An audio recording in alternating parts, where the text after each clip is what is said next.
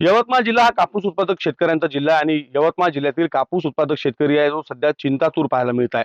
त्याचं कारण असं की सीसीआय कडनं पुढच्या 6 दिवसानंतर कापूस खरेदी केंद्र जे आहेत ते बंद करण्यात येणार आहे. अनेक शेतकऱ्यांनी कापसाला भाव मिळेल या प्रतीक्षेत कापूस जो आहे तो अशा पद्धतीनं घराघरात जो आहे तो साठवून ठेवला होता.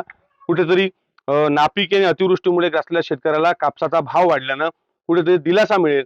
मात्र आता सरकारी खरेदी केंद्र बंद झाल्यानं शेतकऱ्याला पडेल त्या भावात कापूस जो आहे तो विकण्याची वेळ आता येण्याची शक्यता आहे. त्यामुळे शेतकरी जो आहे तो या ठिकाणी चिंताग्रस्त झाल्याचं पाहायला मिळत आहे. आपल्यासोबत बोलण्यासाठी कापूस उत्पादक शेतकरी आहे. सर, दादा, किती कापूस तुमच्या घरी आहे, तुम्ही साठवून ठेवलेला आहे आणि काय परिस्थिती आहे आता? खरेदी केंद्र बंद होणार, तुम्ही कापूस कसा विकणार? आता अ, जवळपास मी माझ्या गोडाऊनमध्ये 58 ते 60 क्विंटल कापूस साठवून ठेवला होता. जेणेकरून शासन काहीतरी भाव वाढवेल या अनुषंगाने ठेवला होता.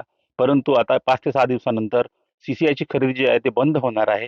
तरी पण आता आम्हाला तो कापूस कमीत कमी दराने विकावा लागणार आहे.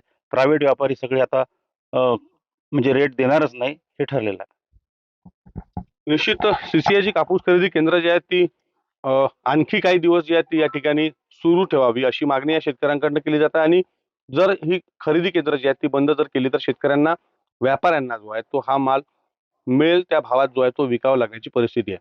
त्यामुळे अडचण जी आहे ती नवी या कापूस उत्पादक शेतकऱ्यांसमोर जी आहे तो उभी ठाकली आहे. विवेक गावंडे, TV9 मराठी, यवतमाळ.